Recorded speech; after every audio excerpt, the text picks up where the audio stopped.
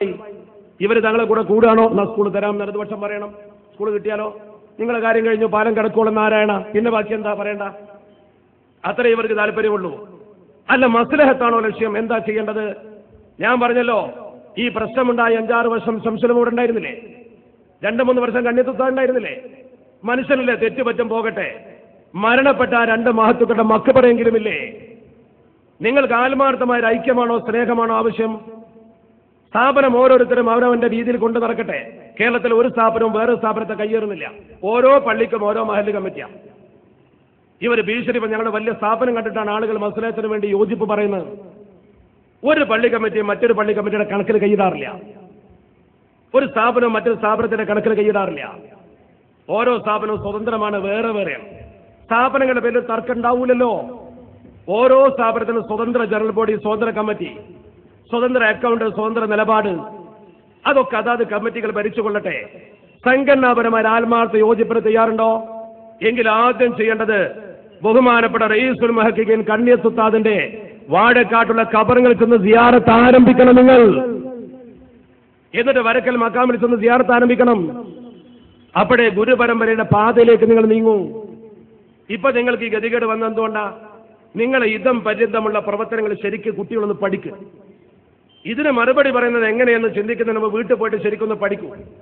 ഈ പ്രശ്നം തുടങ്ങിയത് 1989 ആണെന്നുള്ള രൂക്ഷമായ പ്രശ്നം. അതിന് മുമ്പേ ഭിന്നതയുടെ ചില നടപടിക്രമങ്ങളൊക്കെ ഉണ്ടെങ്കിലും മർമ്മപ്രധാനമായ കാര്യം പറയുമ്പോൾ പ്രധാനപ്പെട്ടതിനാണ് ഡേറ്റ് ഇട്ട് പറയാം. 1990 ഇവിടെ കത്തിയുന്ന വിവാദം കുവൈത്ത് കരാറാണ്. ആ കുവൈത്ത് കരാർ ഇന്നും സുന്നത്ത് ജമാഅത്തിന് അനുകൂലമാണെന്ന് തെളിയിക്കാൻ കഴിഞ്ഞിട്ടില്ലല്ലോ. ആ കുവൈത്ത് കരാറിന്റെ പശ്ചാത്തലത്തിലല്ലേ അതിനെതിരെ പുസ്തകം എഴുതി മുസ്തഫ ഫൈസി മാറിയുന്നത്? വേറെ അദ്ദേഹത്തിന് ഒരു സാമ്പത്തിക ലാഭവും കൊടുത്തിട്ടില്ലല്ലോ. ആദർശത്തിന്റെ പേരിലാണ് ആ പണ്ഡിതൻ മാറിയുന്നത്. അദ്ദേഹം മാറിപ്പോയത് അതുകൊണ്ടാണ്. അത് കഴിഞ്ഞ് പിന്നെ നിങ്ങൾ ചെയ്ത പ്രവർത്തനം എന്താണ്? വിദ്യാഭ്യാസ ബോർഡിന്റെ പേരിൽ പുസ്തകം പ്രിന്റ് ചെയ്തു എന്ന് മാത്രമല്ല, വിദ്യാഭ്യാസ ബോർഡ് ഞങ്ങൾ രൂപീകരിച്ചു എന്ന് പറഞ്ഞതിന്റെ പണപ്പിരിവ് ആരംഭിച്ചു. എന്നിട്ട് മദ്രസയിലേക്ക് പുസ്തകം പ്രിന്റ് ചെയ്ത് കൊടുക്കാൻ ശ്രമിച്ചു. മദ്രസകൾ സ്വീകരിച്ചില്ല. ഇന്നും ഞാൻ വെല്ലുവിളിക്കുകയാണെന്ന് തെറ്റിദ്ധരിക്കരുത്. നെഞ്ചത്ത് കൈവച്ചൊന്ന് ചിന്തിച്ചു നോക്കൂ നിങ്ങൾ. റമദാൻ മാസം ആഗതമാകുന്ന സമയത്ത് സമത്തൊരു പത്രക്കുറിപ്പ് ഇറക്കാറുണ്ട്. പൊതുപരീക്ഷ ഇത്ര സെന്ററിൽ ഇത്ര കുട്ടി, ഇത്ര സൂപ്പർവൈസർമാർ. നിങ്ങളുടെ സ്ഥാപനത്തിൽ എത്ര കുട്ടി പരീക്ഷ എഴുതിയെന്നൊരു വാർത്ത ഇന്ന് വരെ ഞങ്ങൾ കണ്ടിട്ടില്ലല്ലോ. സ്വന്തം പത്രം ഉണ്ടല്ലോ. കേന്ദ്രീകൃത മൂല്യനിർണ്ണയ ക്യാമ്പ് ചേളാരിയിൽ സംഘടിപ്പിക്കാറുണ്ട്. ഒരു പന്തലിൽ കുട്ടികളുടെ പേപ്പർ നോക്കുന്നൊരു സദസ്സ് നിങ്ങളൊന്ന് വന്ന് കാണണം. ഞാൻ ചോദിക്കട്ടെ, അത്തരം ഒരു സദസ്സ് സംഘടിപ്പിക്കാൻ നിങ്ങൾക്ക് കഴിയുമോ? എന്തുകൊണ്ട് കഴിയുന്നില്ല? ഇക്കണ്ട പണവും സൗകര്യവും ഇക്കണ്ട വിദേശ സഹായങ്ങളും മുഴുവൻ ഉണ്ടായിട്ട് എന്തേ ജനങ്ങൾ കൂടെ ഇല്ലാത്തതുകൊണ്ടല്ലേ? ഈ സമ്മേളനം വിജയിപ്പിക്കാൻ വേണ്ടി രാഷ്ട്രീയപരമായ ഒരു വിദ്വേഷം തീർക്കാൻ ഒഴുകിയെത്തുന്ന ജനം നിങ്ങളുടെ കൂടെ ഉള്ളവരാണെങ്കിൽ അവർ നിങ്ങൾക്ക് മദ്രസ കെട്ടണ്ടേ? അവർ നിങ്ങൾക്ക് മഹല്ലുണ്ടാക്കി തരണ്ടേ? എന്തേ അതില്ലാത്തത്? അത്രയും മദ്രസ നിങ്ങൾക്കുണ്ടെങ്കിൽ ഒരു കേന്ദ്രീകൃത മൂല്യനിർണ്ണയ ക്യാമ്പ് ഒന്ന് നടത്തി കാണിക്കാമോ? ചേളാരി നടക്കുന്ന കേന്ദ്രീകൃത മൂല്യനിർണ്ണയ ക്യാമ്പ്, അതിനിവർ പറയുന്നത് എന്താ? ആ മദ്രസയിലൊക്കെ ഞങ്ങൾക്കും അവകാശം ഉണ്ടെന്നാണ് പറയുന്നത്. അരയിഞ്ച് അവകാശമുണ്ടെങ്കിൽ അത് വെട്ടിപ്പിടിക്കാൻ ആളെ നിർത്തിയ ആൾക്കാരാണ് നിങ്ങൾ. സാധിക്കാത്തതുകൊണ്ടാണ്. പിന്നെ നിങ്ങളിവിടെ ചെയ്ത പ്രവർത്തനമോ? കാദിമാരെ നിയമിച്ചു. ഒരു താല്പര്യമില്ലാതെ ആളുകളെ മേലെ കൊണ്ടുവന്ന് കാദിമാരെ നിയമിച്ചു. പരമ്പരാഗത മഹല്ല് കാദിക്ക് പുറമെ പുതിയ കാദി, ജില്ലാ കാദി, മേഖലാ കാദി, അങ്ങനെ സമൂഹത്തിൽ പുതിയ പുതിയ കാദിമാർ. അഹ്ലുൽ ഹല്ലി വൽ അഖ്ദ് ബയ്യത്ത് ചെയ്യേണ്ട കാദിമാരെ നിങ്ങൾ സ്വയം തീരുമാനിച്ചു സമൂഹത്തിന്റെ പെരടിക്ക് കെട്ടിവെച്ച്. ശരിയായിരുന്നു? ഒന്ന് ഇരുന്ന് ഇന്ത്യക്ക് ഒന്ന് ആലോചിച്ച് നോക്കുക. ആ കാദിമാരെ നിയമിച്ച രീതി ശരി? സമൂഹത്തിന്റെ കാദിയുടെ ആവശ്യം ഉണ്ടായിരുന്നപ്പോ. അതുപോലെ നിങ്ങൾ നോക്കുക, ആ കാദി നിയമനത്തിന്റെ അപകടം എന്തായിരുന്നു? മാസപ്പിറവി വിവാദം ഉണ്ടായി. ഇവിടെ നമ്മുടെ സമൂഹത്തിൽ ആദ്യമായി സുന്നത്ത് ജമാഅത്തിന്റെ പ്രവർത്തകർ തന്നെ വീട്ടിൽ 2 പെരുന്നാൾ കഴിച്ചു. 2 പെരുന്നാൾ കഴിച്ചു.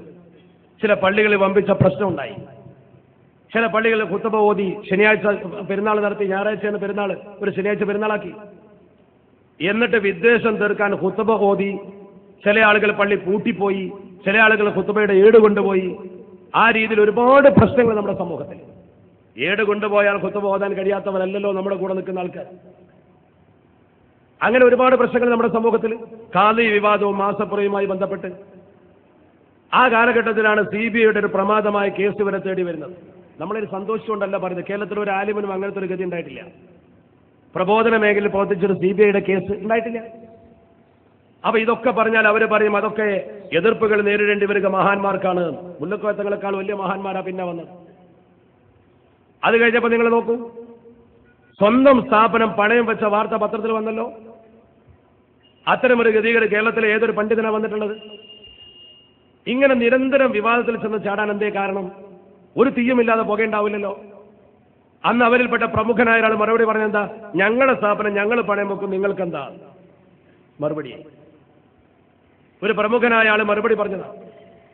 പണ്ട് എവിടെയോ രാഷ്ട്രീയക്കാർ വിളക്ക് കട്ടിട്ട് ആ വിളക്ക് മറുപാട്ടി എടുത്തതാണെന്ന് വ്യാജം ആരോപണം നടത്തി കേസ് കൊടുത്ത് രാഷ്ട്രീയ എതിരാളികൾക്കെതിരെ പ്രകടനം നടത്തി. പ്രകടനം പകുതിക്ക് എത്തുമ്പോഴാണ് ഇവരെ വിളക്ക് ഇവരെ ആഫീസറുണ്ട് എന്ന് പറഞ്ഞ്. അപ്പൊ ഇവരെന്നെ പറഞ്ഞു, ഞങ്ങളെ വിളക്ക് ഞങ്ങൾ കെട്ടാ, നിങ്ങൾക്ക് എന്താ, ബാക്കി വിളിക്കണ്ട. അത്രയുള്ളൂ. ആ രീതിയിലുള്ളൊരു സമീപനമല്ലേ സ്വീകരിച്ചത്? യതീമക്കളെ പേരിൽ പിരിച്ചെടുത്ത പണം മലബാർ മഹോത്സവത്തിന് കൊടുത്തു എന്ന് പറഞ്ഞപ്പോ, കലക്ടർ ഞങ്ങൾക്ക് സംഭാവന തന്നു എന്ന് പറഞ്ഞപ്പോൾ അത് ന്യായീകരിക്കാനാണ് നമ്മുടെ സമൂഹത്തിൽ ആളുടെ സ്ഥാപനത്തെ എതിർക്കാനാണ് പറഞ്ഞത്. സ്ഥാപനം വളരട്ടെ. ഞങ്ങൾ ഇപ്പോഴും പറയുന്നു, ഞങ്ങൾ ഈ പറയുന്നത് കൊണ്ട് ഇടതുപക്ഷ ഗവൺമെന്റ് നിങ്ങൾക്കൊരു സ്ഥാപനം തന്നാൽ ഞങ്ങൾക്ക് സന്തോഷമേ ഉള്ളൂ. മുസ്ലിങ്ങൾക്കൊരു സ്ഥാപനം കിട്ടി എന്ന രീതിയിൽ സന്തോഷിക്കാനുള്ള വിശാലമായ മനസ്സ് നമുക്കുണ്ട്. അതിപ്പോഴും അള്ളാഹു നഷ്ടപ്പെടുത്തിയിട്ടില്ല. നിങ്ങൾ ഈ പറയുന്നത് പോലെ നിങ്ങളെ അങ്ങേയറ്റം നശിപ്പിക്കാനുള്ള ഒരു വികാരമൊന്നും നമ്മുടെ മനസ്സിലില്ല. സുന്നത്തിയുമായിട്ട് ശക്തിപ്പെടണമെന്നും ഒരുമിച്ച് നിൽക്കണമെന്ന് തന്നെയാണ് നമ്മുടെ മനസ്സ് പറയുന്നത്. കൊല്ലം എത്രയായി വേറിട്ടിട്ട് 20 പരം വർഷങ്ങളായ മാന്യതയുടെ സീമ ലംഘിക്കുന്ന ഒരു വാക്ക് പോലും നമ്മൾ പറയാത്ത എന്തുകൊണ്ടാ? നാളെ ഇത് യോജിക്കും എന്ന ഒരു പ്രതീക്ഷ മനസ്സിന്റെ കോണിൽ എവിടെയുണ്ട്. പക്ഷെ നാടകം കളിക്കരുത്. ശിഹാബ് തങ്ങളെ ദുരുപയോഗം ചെയ്തും അതുപോലെ തന്നെ മുസ്ലിം രാഷ്ട്രീയ പ്രസ്ഥാനത്തെ ജനങ്ങൾക്ക് മുമ്പിൽ മറ്റൊരു രീതിയിൽ ചിത്രീകരിച്ചും ഈ സമൂഹത്തിന്റെ മഹലിലേക്ക് കടന്നു വന്ന് നിങ്ങളൊരു പാർട്ടിയായി തന്നെ നിന്നിട്ട് നിങ്ങൾക്ക് കിട്ടാത്ത മദ്രസയിലും കിട്ടാത്ത മഹലിലും തൽക്കാലം കമ്മിറ്റിയിൽ 1-2 ആളെ എടുക്കണമെന്ന് മറ്റുള്ളവർ പറയുന്ന ഒരു അഡ്ജസ്റ്റ്മെന്റിലേക്ക് എത്തിക്കാനാണ് മോഹമെങ്കിൽ അത് ഞങ്ങൾക്ക് തിരിച്ചറിഞ്ഞിട്ടുണ്ട്. ആ പരിപ്പ് വേവൂല എന്ന് പറയാൻ വേണ്ടി മാത്രമാണ് ഞങ്ങൾ നിൽക്കുന്നത്. അത് മാറ്റിവെച്ചോളൂ. അല്ല, യോജിപ്പാണോ പ്രശ്നം, ആലിമ്യങ്ങളുമായി ടേബിൾ ടോക്ക് നടത്തിക്കോളൂ. അത് ഞങ്ങളല്ല പറയേണ്ടത്. ഞങ്ങളതിനെ എതിർത്തില്ല.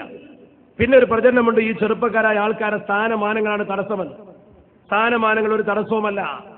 ഞങ്ങൾക്കൊക്കെ സ്ഥാനമാനമാണ് ആവശ്യമെങ്കിൽ ഇതേ പ്രസംഗം പ്രസംഗിച്ചും ഇതേ പ്രവർത്തനം പ്രവർത്തിച്ചും രാഷ്ട്രീയത്തിൽ ചെന്നാൽ ഇതിനേക്കാൾ മുന്നോട്ട് പോകാമെന്ന് അറിയാത്ത വിഡ്ഢികളൊന്നുമല്ല നമ്മൾ. രാഷ്ട്രീയത്തിൽ പ്രവർത്തിച്ചാൽ മുന്നോട്ട് പോകാമെന്നറിയാം, സ്ഥാനമാനം തേടി വരുമെന്നറിയാം. പ്രസംഗിക്കാൻ കഴിയുന്നവനും പ്രവർത്തിക്കാൻ കഴിയുന്നവനും രാഷ്ട്രീയത്തിൽ ഇരിപ്പിടം കിട്ടും, മുന്നോട്ട് പോകാൻ കഴിയും. അറിയാത്തതുകൊണ്ടല്ല. നിങ്ങളെ കൂടെ വന്നാൽ ഇതിനും വലിയ സ്ഥാനം നിങ്ങൾ തരുമെന്നും അറിയാത്തതുകൊണ്ടല്ല. ഇതൊരു പക്ഷേ മറുപടി പറയുമ്പോൾ അവനെ ഞങ്ങൾക്ക് വേണ്ടാന്ന് പറയും, വരുന്നില്ല. പക്ഷെ അതല്ല, നിങ്ങളെ സംബന്ധിച്ചിടത്തോളം നിങ്ങൾ വന്നാൽ എടുക്കും നമുക്കറിയാം, നിങ്ങൾ ഉയർത്തുമെന്നും അറിയാം. പക്ഷെ നമ്മുടെ ലക്ഷ്യം അതല്ല. സത്യം എന്നൊന്നുണ്ട്, അവിടെ നിൽക്കൂ. ആ ഒരൊറ്റ മോഹം കൊണ്ടാണ് നമ്മളെ താല്പര്യം. സുന്നി സംഘത്തിന്റെ സംസ്ഥാന സെക്രട്ടറി സ്ഥാനമാണോ രാജിവെച്ച് വെള്ളക്കള്ളാസിൽ എഴുത്തരാ, നമുക്കിത് വേണ്ട. രണ്ടുമൊന്ന് യോജിച്ച് കിട്ടിയാൽ മതി. ഈ സ്ഥാനം വേണ്ട. അടങ്ങി ഒതുങ്ങി വീട്ടിലിരുന്നോളാം, പ്രസംഗം നിർത്തിക്കോളാം. എന്നാലും മഹല്ലത്തിൽ തമ്മിൽ തന്നല്ലേ. സർക്കാർ തന്നൊരു ജോലിയുണ്ട്, ഞാനതെടുത്തോളാം. അങ്ങനെ ജോലിയില്ല, ഇനി ഒരു ജോലി ഇല്ലെങ്കിലും ശരി, ഓരോ ആളുകൾക്കും അവനവന്റെ മഴീഷത്തിന് പഠിച്ചറപ്പ് ജോലി കൊടുത്തിട്ടുണ്ടാവും.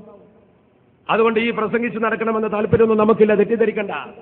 പക്ഷെ ഒരു കാര്യം, ആത്മാർത്ഥമായി ഉസ്താദുമാരുമായി ചർച്ച ചെയ്തിട്ട് ആ വിഷയങ്ങളിലൊക്കെ ഒരു ആത്മാർത്ഥത എത്തിയിട്ട് ഉസ്താദുമാരും നിങ്ങൾ നമ്മൾ അഡ്ജസ്റ്റ്മെന്റ് ഉണ്ടാക്കിയിട്ട് സമത്വയുടെ മുഷാവറ പറയട്ടെ, എന്ത് ചെയ്യണം, അതാ തീരുമാനം. അല്ലാതെ മഹല്ലത്തിൽ അഡ്ജസ്റ്റ്മെന്റ് വരില്ല. ആത്മാർത്ഥത അവിടെയാണ്. അതേ നമ്മൾ പറയുന്നുള്ളൂ. എന്ന പോലെ നിങ്ങൾ നോക്ക്, നിങ്ങൾ ചെയ്ത ഓരോ പ്രവർത്തനവും. ബിജെപിയുടെ സമുന്നത നേതാവ് നിങ്ങളെ സ്ഥാപനത്തിൽ വന്നു സന്ദർശിച്ചു. കേരളത്തിൽ മറ്റൊരു സ്ഥാപനത്തിലും ഇല്ലാത്ത വിധം. തെരഞ്ഞെടുപ്പിന് നിങ്ങൾ സ്വീകരിച്ച നയം സമൂഹത്തിന് അംഗീകരിക്കാൻ പറ്റിയതാണോ? ഒക്കെ പോകട്ടെ, ഐക്യത്തിന്റെ വിഷയത്തിൽ ഇപ്പം നിങ്ങൾ പറയുന്ന അംഗീകരിക്കാൻ പറ്റുമോ? ഒരു രാഷ്ട്രീയ പാർട്ടി പറയുകയാണെങ്കിൽ പറ്റും. ഇപ്പൊ ഒരു രാഷ്ട്രീയ പാർട്ടി പറയാം ഐക്യമെന്നാൽ ലയനമല്ല, ശരിയാണ്. കാരണം ഐക്യത്തിൽ ഒരുമിച്ച് നിൽക്കേണ്ട ആവശ്യമുണ്ട്. മതസംഘടനകൾ അങ്ങനെയാണോ പറയേണ്ടത്? മതസംഘടനകൾ അങ്ങനെയാണോ പറയേണ്ടത്? ഇതിൽ നിന്ന് മാറിപ്പോയ 6 പേര് ഉൾക്കൊള്ളുന്ന ഒരു സംഘം. ആരാണ് വലുത്, ആരാണ് ചെറുത് ചർച്ച ചെയ്യണ്ട. ആരെടുക്കണം, ആരെ തല ചർച്ച ചെയ്യണ്ട. 2 സംഘടനയുടെ ആലിമ്യങ്ങൾക്ക് മുമ്പ് ഒരുമിച്ചിരുന്ന് ഒരു ചർച്ച നടത്താൻ നിങ്ങൾ മുന്നോട്ട് വരുന്നുണ്ടോ? സമത്വയുടെ ആലിമ്യങ്ങൾ താല്പര്യപ്പെട്ടിട്ട് നിങ്ങൾ മുന്നോട്ട് വന്നോ? ഈ ശിഹാബ് തങ്ങളുടെ മുമ്പിൽ നിങ്ങൾ അങ്ങനെ ഒരു ആഗ്രഹം വെച്ചോ? അല്ലെങ്കിൽ സമത്വയോട് നിങ്ങൾ അങ്ങനെ ഒരു അഭിപ്രായം ചോദിച്ചോ? പക്ഷെ സമത്വ കേരള ജംഇയ്യത്ത് നമുക്ക് സ്വന്തം കാലിൽ നിൽക്കാനും അതിന്റെ പ്രവർത്തനം നടത്താനും യാതൊരു കുഴപ്പവും വന്നിട്ടില്ല. ഇന്നതാ ജംഇയ്യത്തുൽ മുഅല്ലിമീന്റെ സമ്മേളനം കടപ്പുറത്ത് ജനസാഗരം തീർക്കാൻ പോവുകയാണ്. 9500 പരം മദ്രസ സമത്വയുടെ കീഴിലുണ്ട്. നിങ്ങൾ പാഠപുസ്തകം വാങ്ങിക്കൊടുത്തിട്ടും മദ്രസ കെട്ടിക്കൊടുത്തിട്ടും പള്ളി കെട്ടിക്കൊടുത്തിട്ടും അറബി പണം കൊണ്ടുവന്ന് വിതരണം ചെയ്തിട്ടും ഇന്നേ വരെ കേരളത്തിലെ എത്ര മഹല്ലുകളെ സ്വാധീനിക്കാൻ നിങ്ങൾക്ക് പറ്റി? എന്തേ അതിന്റെ കാരണം? ആദർശക്കുറവ് തന്നെ. അതുകൊണ്ടാണല്ലോ ഗുരുത്തക്കേട് ഇങ്ങനെ വരുന്നത്. ബഹുഭാരത്വ വിഷയം